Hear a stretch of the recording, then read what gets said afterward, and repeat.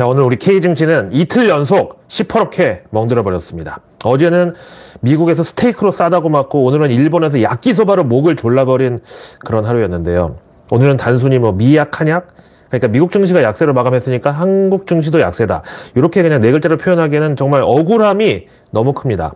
우선 간밤에 아무리 뉴욕 증시 선물 옵션 동시 만기일이었지만 전날 워낙에 많이 빠졌기 때문에 개장 때 이제 상승 출발하는 거 보면서 쭉 우상향으로 갈 줄 알았는데 결국은 하루 종일 널뛰기를 하다가 막판에 널에서 떨어져가지고 땅바닥으로 처박혀 버렸고요. 그래서 이제 3대 지수 가운데서 어제 제일 많이 빠졌던 나스닥이 오늘은 그래도 큰 폭은 아니어도 하여간 3대 지수 상대평가로 보면 또 꼴찌를 기록하면서 마이너스였습니다. 이거는 어제 나스닥 급락의 결정적 역할을 했던 테슬라가 이제 8% 어제 빠졌던 거에 이어서 오늘도 1% 추가 하락한 영향도 있었는데 이게 바로 현재 월가의 투심을 이제 반영하는 거죠. 뉴욕 증시 사상 최고치를 하도 많이 갈아치우다 보니까 이제 완전히 불감증이 걸린 상황에서 지난 1년을 돌아보니까 이미 충분히 먹은 것 같다. 여기서 더 먹겠다고 들어가면은 싸늘하박 머리끄댕이를 잡는 게 될 수 있다. 이런 심리. 근데 참 이것도 지난 여름에 엔비디아 진짜 막 계속 급등할 때 당시에도 고점 우려니 계속 그런 얘기 나왔지만 정말 뉴욕 증시는 그 숨 고르기도 길어봤자 2, 3일을 못 가고 결국은 또 다시 달리잖아요. 반면에 우리 K 증시는 어떻게 하루 오르고 숨 고르기가 일주일이야. 이게 정도면 거의 천시가 아닌가요, 이거? 하여튼 근데 그 테슬라가 오늘 뉴욕 증시 마감 후 아까 새벽에 시간 외 거래에서 갑자기 2% 추가 하락을 했습니다. 이거는 바로 미국 공화당의 랜드 폴 상원 의원이 일론 머스크에게 하원 의장직을 제안했다는 소식 때문인데 근데 왜 테슬라 주가가 빠졌냐고요? 사실 과유불급이라고 지금 테슬라 주가는 일론 머스크가 트럼프 최측근이다. 그리고 차기 정부에서 도지 그 효율성위원회라는 무소불위의 권력을 잡게 됐다. 그럼 당연히 그동안 비효율적인 규제에 시달렸던 테슬라 자율주행에서부터 바로 수혜를 받게 될 거고 이게 이제 내년 테슬라 로보택시 비즈니스에도 큰 수혜가 될 거다. 이런 이제 기대감 때문인데 근데 만약에 그 일론 머스크가 아예 테슬라를 떠나서 정치인이 된다. 그거는 또 이제 어떤 선을 넘는 거라는 측면에서 테슬라 주가에는 악재가 될 수가 있다는 해석이죠. 그러니까 지금 워싱턴에서는 어떻게든지 그 일론 머스크한테 좀 잘 보이려고 공화당은 말할 것도 없고 심지어 민주당 의원들까지도 한번 만나달라 연락 좀 하자 이런 사람들이 저 달나라까지 이제 줄을 서 있다고 어제 말씀드렸는데 그러니까 이제 공화당에서는 아예 한술 더 떠가지고 일론 머스크를 그냥 공식 미국 국가서열 3위인 하원 의장에 갖다 앉히려고 지금 아부를 하기 시작한 거예요. 이렇게 되니까 이제 민주당에서는 갑자기 또 일론 머스크를 이제 견제하는 모드로 나오는데 사실 지금까지는 일론 머스크가 트럼프 정권 실세 중에 실세긴 해도 자기들 밥그릇을 뺏을 그런 존재는 아니었으니까 그냥 친해보자고 잘 보이려고 했던 건데 그 일론 머스크가 만약에 하원 의장으로 직접 정치 데뷔를 하고 그것도 의회에 들어온다?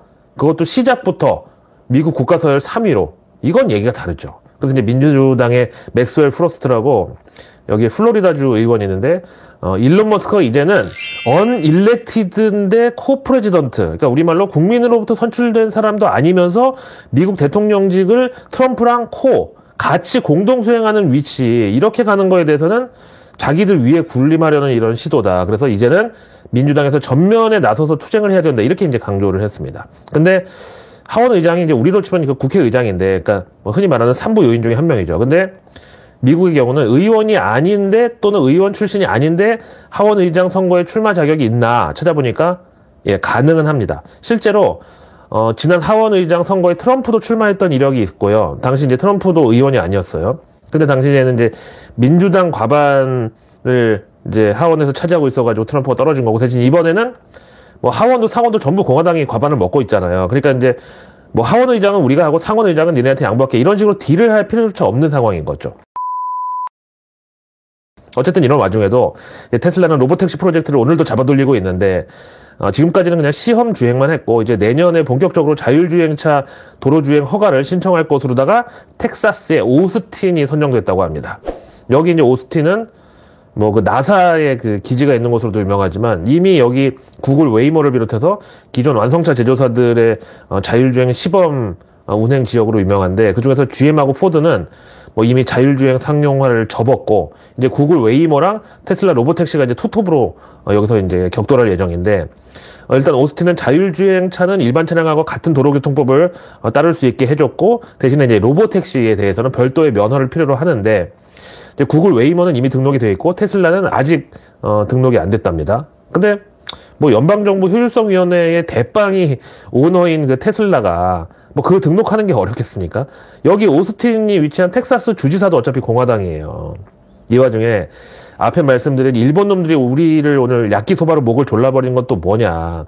오늘 오전에 일본 11월 소비자 물가지수가 발표됐는데 이게 전달 대비 0.6%가 한 방에 올라가고 2.9% 나와서 아니 나는 아까 보고서 이게 꿈인지 생신지 아니 그 잃어버린 몇십 년의 나라 일본의 소비자 물가가 지금 미국 그 코로나 이후 최대 호황이라고 하는 그 미국의 소비자 물가를 추월해버리는 이런 상황이 진짜로 현실에서 발생했습니다.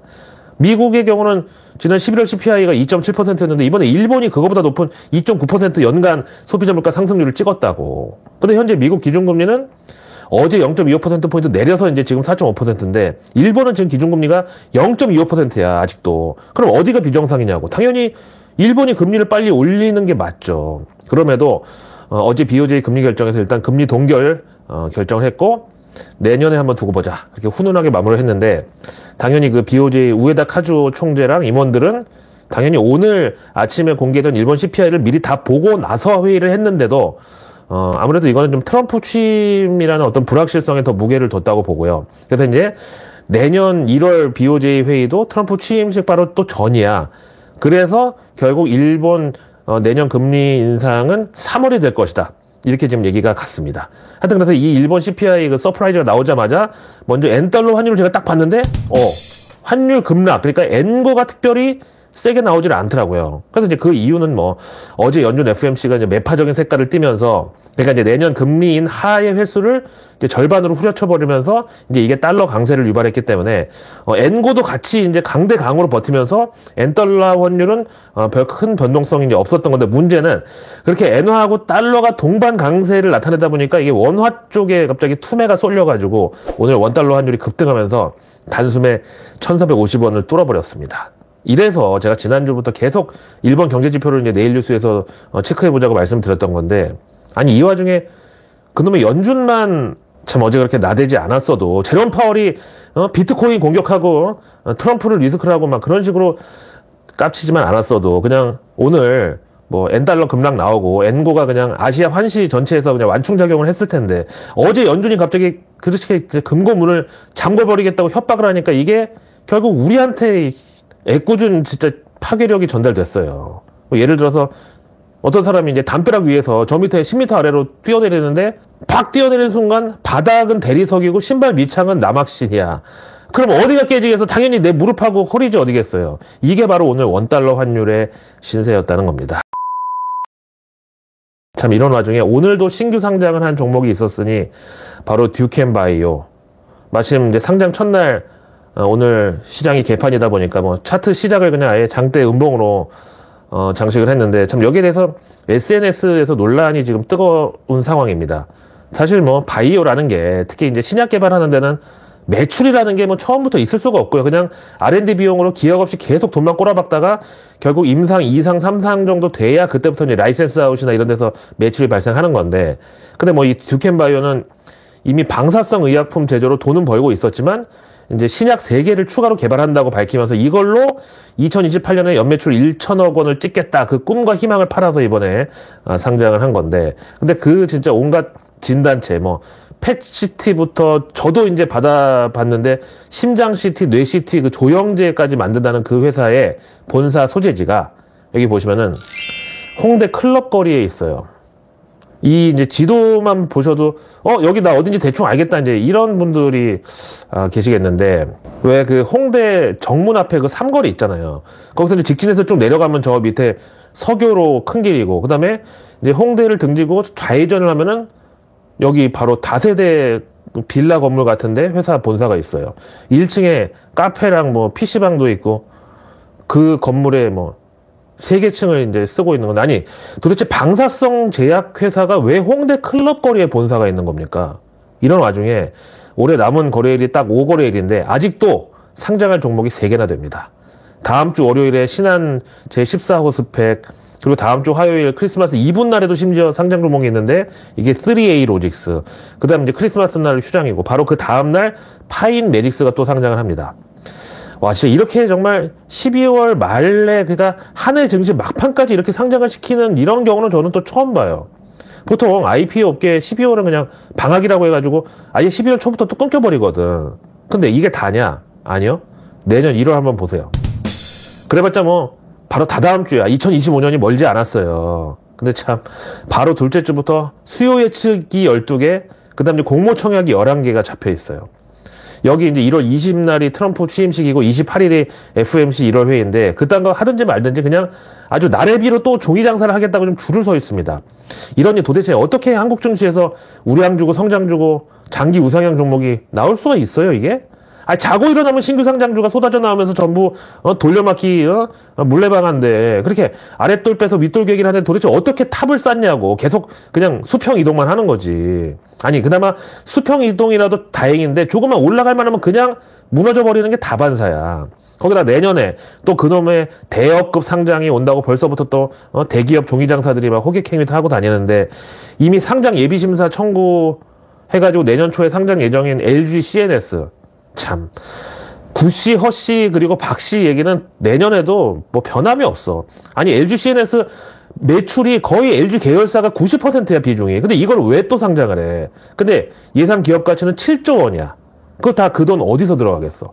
아니 한국 증시에서 그대로 빨아먹는 거야. 그럼 어딘가에서 빠지는 거고. 그 다음에 롯데 글로벌 로지스 이거는 예상 가치 1조 원.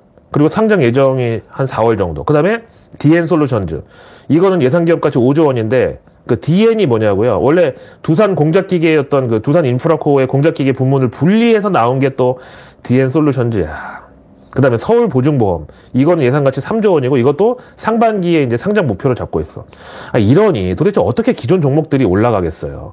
뭐, 코리아 디스카운트? 아, 말만 거창하게 디스카운트지, 이거는 거의 복사기 수준이야. 그냥 빈종이 넣고 잠깐 번쩍하고 나면 그게 바로 주식으로 돌변하는데 이게 그냥 그 복사기가 쉬지를 않고 1년 360일 돌아가니까.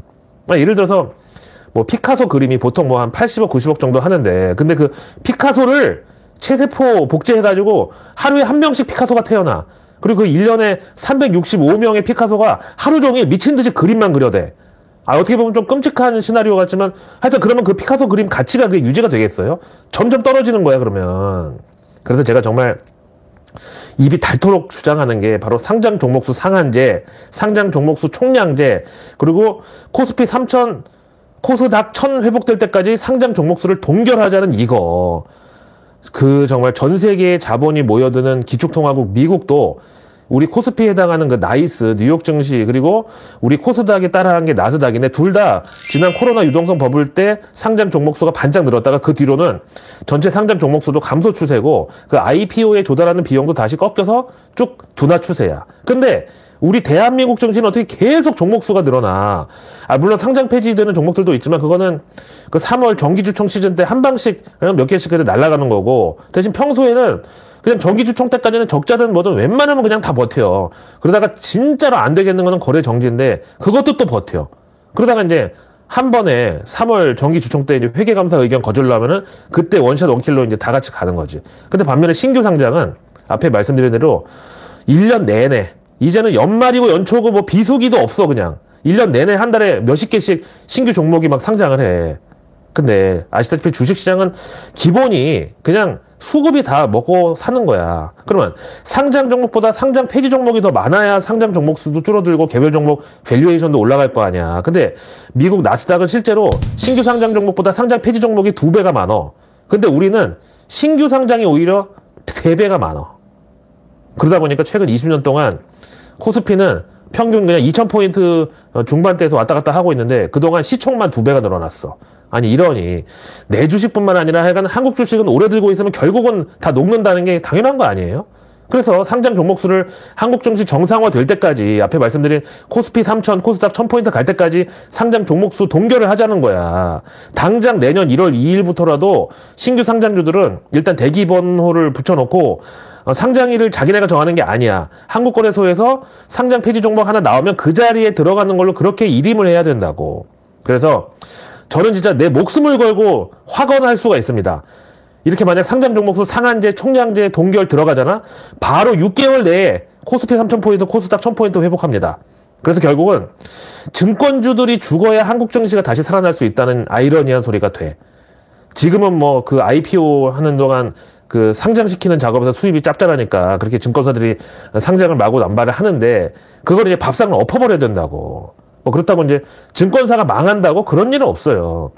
코스피 3,000, 코스닥 1,000포인트 다시 회복하면 그때는 이제 떠났던 개인들이 다시 돌아올 거야. 그럼 수수료 수입에다가 또 그 신용미수 이자 장사로 또 돈 땡길 수 있고. 올해 증권사들 실적을 보세요.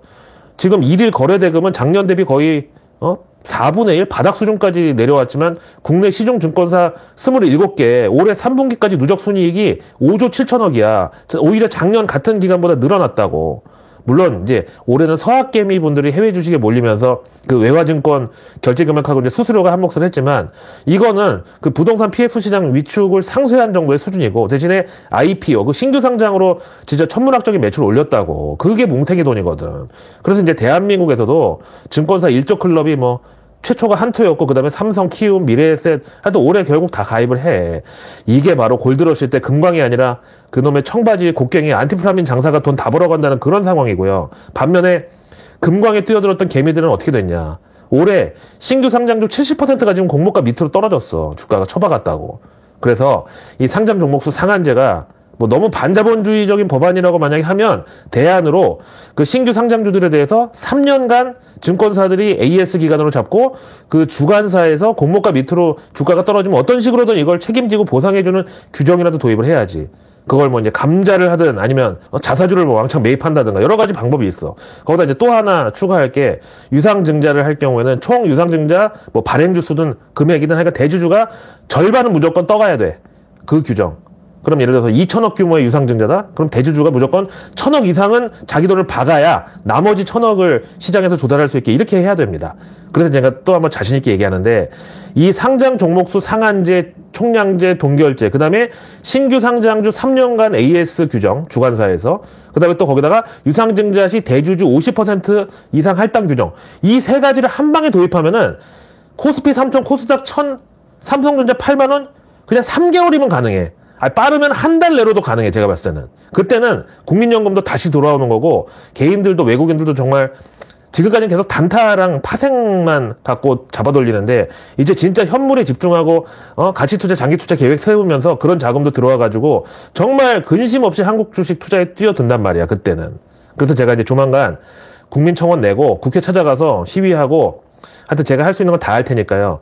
지금부터 우리 좀 단결하고 단합해가지고 저한테 힘을 좀 모아주세요. 진짜. 나는 이런 걸로 뒤통수 안 쳐.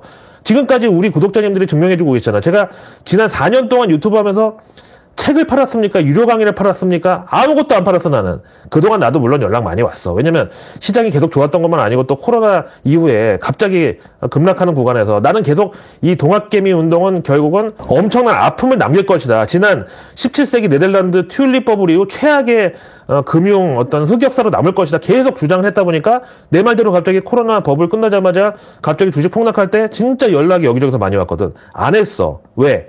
그놈의 경제 유튜브 아니면 무슨 연구소니 무슨 박사니 어쩌니 그런 채널들 이름만 그따위로 달아놓고 다 결국은 주식 장사 치잖아.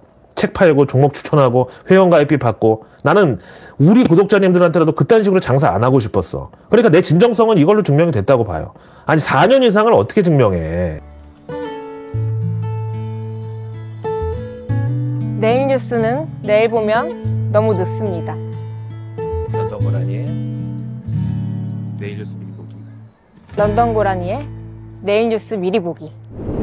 구독, 좋아요, 알림 설정까지. 러나 반갑습니다. 연준 FMC 그리고 제롬 파월 연준 의장에 대한 서운함이 아직 가시지 않은 월스트리트에서는 간밤 나스닥이 전날 3.5%가 빠지고 나서 당연히 반등 시도에 나섰지만 이게 막판에 또 투매를 맞고 결국은 이틀 연속 마이너스를 기록했습니다. 근데 정작 그 이틀 동안의 하락폭은 우리가 미국보다 더 커. 오늘 심지어 일본 CPI 앞에서 쇼크 수준으로 나왔다고 말씀드렸죠. 근데 니케이 지수는 오늘 상승이야. 그 다음에 아시아 증시 다른데 잘 버텼어. 우리만 또 개 박살이 났어. 하여간 그럼에도 올해 산타랠리를 포기하기에는 원래 이제 산타랠리의 사전적 정의가 그 7거래일인데 이게 연말 마지막 5거래일하고 새해 첫 2거래일 이렇게 이제 7거래일로 돼 있거든요. 이건 이제 사전적 정의야, 진짜로. 경제학에서 나오는. 그래서 이제 우리 K증시는 공식적으로 다음 주 월요일 23일부터가 이제 산타랠리 공식 기간이야. 그래서 23일 월요일, 24일 화요일, 그 다음에 크리스마스 휴장 지나고 그 다음날 26일 목요일, 그 다음에 27일 금요일, 그리고 그 다음 주 월요일 30일. 이렇게 이제 5거래일이 올해 남은 날이고, 왜냐면 한국 증시가 이제 2024년 폐장일이 12월 30날이거든요. 그리고 나서 이제 새해로 넘어가서 1월 2일 목요일, 그 다음에 1월 3일 금요일, 요렇게가 공식 산타랠리 기간입니다. 근데 좀 죄송하지만 오늘 꼬라지를 봐서는 아무리 산타랠리가 나와도 뭐 삼성전자 기준으로 끼케야 6만원 정도라도 가면 정말 아이고 감사합니다 할 수준인데, 그럼 사실상 이걸 산타 선물이라고 고마워할 그런 사람은 없죠. 그 대신 뭐 외국인들의 경우 그나마 뉴욕 증시 꺾이면 우리한테 좀 저가 매수가 들어오지 않겠냐는 기대도 아직까지 없는 건 아닙니다만, 어제 오늘 보니까 전혀 그럴 의지는 사실 안 보이던데, 그럼에도 저는 아직도 믿고 있는 게 외국인들 현재 그 아시아 증시 그 포트에서 한국 주식 비중이 제일 많이 현저하게 모자랍니다. 그래서 이제 연말로 갈수록 뭐 얼만큼이라고는 말하기 힘들어도 최소한 12월 들어서 매도한 외국인 총 순매도 금액이 3조 조금 넘는데, 그중에서 한 절반 정도는 산타랠리 기간에 순매수로 들어올 수도 있다고 봅니다. 올해 수익률 극대화시키는 전략, 이건 이제 윈도 드레싱 그런 차원에서라도요. 자, 오늘의 외국계 리포트로 넘어가서 이제 우리 K증시는 오늘 이번 주 이제 마감을 했지만, 오늘 밤에 미국 증시에서 우리가 서학개미가 간다고 또 한국에서 안 좋았던 걸 미국에서 만회해보겠다는 분들도 계셔가지고 어제에 이어서 오늘도 새해 2025년 바이오 투자 전략 리포트 준비했는데, 이번에는 골드만삭스 2025년 바이오 섹터의 3대 테마로 꼽은 게, 먼저 정신분열증 치료제하고 급성 통증 치료제 등 신제품 사이클 주기가 들어온다. 그 다음에 두 번째가 비만 치료제 시장이 본격화될 것이다. 또 세 번째가 고령화 추세 연장에 따라서 심혈관 질환 치료제도 성장을 앞두고 있다. 그래서 역시 비만 치료제는 일라이 릴리하고 노보노디스크, 다음 이제 정신분열증 치료제는 브리스톨 마이어, 그 다음에 급성 통증 치료제는 버텍스를 꼽았습니다. 그 다음에 심혈관 질환 관련해서는 노바티스랑 암젠을 탑픽으로.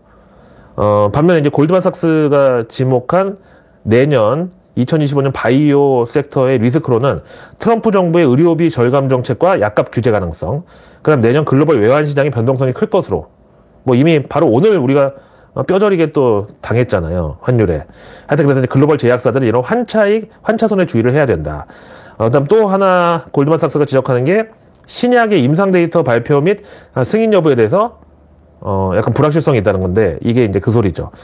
트럼프가 지명한 그 신임 보건부 장관은 백신 음모론자 중에 한 명인 케네디 주니어. 그다음 FDA 국장은 또 지난 코로나 팬데믹 당시에 그 백신 의무 접종에 반대했던 존스 홉킨스 의학 박사 출신. 이런 어떤 변수를 감안하자는 거죠. 그다음에 이제 분야별로 보면은 역시 2030년, 2035년 이렇게 장기로 봤을 때는 확실히 비만 치료제하고 신경질환 치료제 시장에서 강력한 성장을 예상하고 있네요.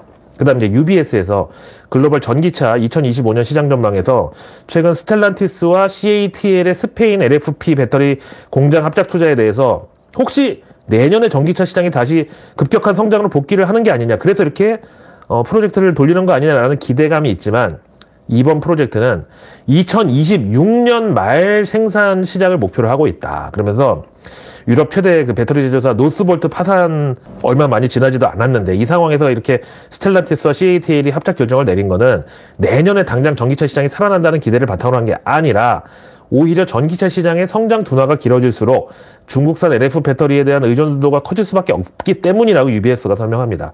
그래서 결국 유럽 내에서 중국산 배터리 점유율은 작년 2023년에 40%였는데 2027년에는 60% 이상으로 성장할 걸로 봅니다. 그 다음에 LFP 배터리 한정으로는 유럽 시장 점유율이 작년 2023년에 10% 미만에서 2030년에는 50% 절반에 육박할 것으로 내다봅니다. 그래서 이제 UBS는 여기서 이제 걱정하는 포인트가, 한국 배터리 제조사들은 바이든 정부의 보조금을 매력적이라고 보고 유럽보다 북미 시장에 투자를 집중했는데, 갑자기 트럼프가 대통령 되면서 여기에 대한 불확실성은 커졌고, 또 중국산 LFP 배터리에 비해서 성능이 좋고 가격대가 높은 NCM 배터리로 승부를 보려고 했는데, 이 전략도 지금 당장은 유효하지 않아 보인다. 그래서 UBS는 당연히 이 배터리하고 배터리 밸류 체인에 있어서 한국보다 중국을 더 높게 평가하고 중국 CATL은 매수 의견, 반면에 한국 배터리 3사는 중립 2개, 매도 1개 이렇게 제시를 했습니다. 자, 그러니까 이제 그놈의 먼 경제연구소 그리고 마바라들이 올해 내내 그 개처럼 지저댔던 그놈의 전기차 캐즘 이제 다 끝나간다. 그래서 이제 내년에는 빅뱅 폭발인지 조뱅 폭발인지 하여튼 그런 게 시작된다. 이런 소리가 얼마나 정말 공해에 가까운 그런 쓰레기 같은 소리였는지 이제 아시겠죠? 그래서 제가 작년 여름부터 계속 얘기했던 게 당시 에코프로든 금양이든 지금 완전 고점이기 때문에 털고 나갈 때지 들어갈 때가 절대 아니라고. 그런데도 그 악질적인 마바라 놈들은 2025년, 2026년 주가가 어떻니 뭐 지금 현재 뭐 상승 여력이 뭐 3배니 5배니 무조건 계속 사라고만 했지. 근데 1년 넘게 그런 마바라들한테 가스라이팅 당해가지고 영혼까지 빤스까지 지금 다 바치고 이제 와서 아이고 내가 설거지 당했구나. 이걸 지금 깨달으면 뭐 하겠습니까? 이제 남은 돈도 없고 결국은 그놈의 마바라들도 내 유료 강의, 내 책, 내 회원가입비 내고 가입한 그런 돈 없는 사람들은 한마디로 사람 취급을 안 하는 게 그 마바라 놈들이야. 근데 그 놈들만 이제 떼부자 돼가지고 뭐 200억대 CB 투자를 하네, 뭐 장학재단을 차리네, 이질을 하고 있는데. 하여간 그래서 2차전지 바다가 아직도 멀었어. 그 2차전지 관련해서 그 마바라 놈들 중에 한 명이 백주 대낮에 길거리에서 칼을 맞든지 아니면 이것 때문에 가족 간에 뭐 폐륜 범죄가 일어나고 그래서 전 국민이 다 알 정도로 막 뉴스에 떠들썩하고 막 2차 전지가 거의 가정 파괴범이다. 마바라들도 그 가정 파괴 공범이다. 이렇게 해서 국민적 분노가 한번 일어날 때까지는 절대 바닥이 안 와. 그래서 내일 뉴스는 내일 보면 너무너무 늦습니다. 구독과 알림 설정 그리고 주변의 소중한 분들께 이 내일 뉴스 미리 보기를 공유해 주세요. 그럼 제가 아직 나오지 않은 오늘 뉴스도 아닌 내일의 뉴스를 매일 저녁 여러분들 안방으로 직접 배달갑니다. 자, 이번 한 주 동안 정말 너무너무 고생 많으셨고요. 참 탄핵 국회에서 가결되고 첫 주였는데 탄핵만 가결되고 나면 불확실성 해소를 기대했던 분들께는 죄송하지만 결국 또 이렇게 됐습니다. 자, 저는 대신 주말에도 매의 눈보다 날카로운 고라니의 눈으로 째려보고 있다가 정말 긴급하고 중요한 소식이 있으면 바로 영상 켜고 돌아오겠습니다. 자, 그리고 이제 주말에는 몸도 눈도 마음도 좀 편하게 쉬시면서 한 번뿐인 인생에 즐거운 일 좀 저랑 많이 공유하시자고요. 그래서 우리 주말에는 인스타에서 만나요. 돋보기 마크에다 런던 고라니 치면 딱 저 한 명 나옵니다. 거기서 뭐 주식, 투자, 배터리, 무슨 방산, 뭐 탄핵 뭐 이런 얘기 말고 우리 일상의 즐거운 일, 그리고 금쪽 같은 내 새끼 자랑할 일 있으면 저한테 마음껏 자랑하세요. 저 자식 자랑 무한대로 받아들입니다. 그게 바로 지금 인구 소멸국가 대한민국에서 애국이나 마찬가지입니다. I'm your analyst. 런던 고라니 김희욱이었습니다.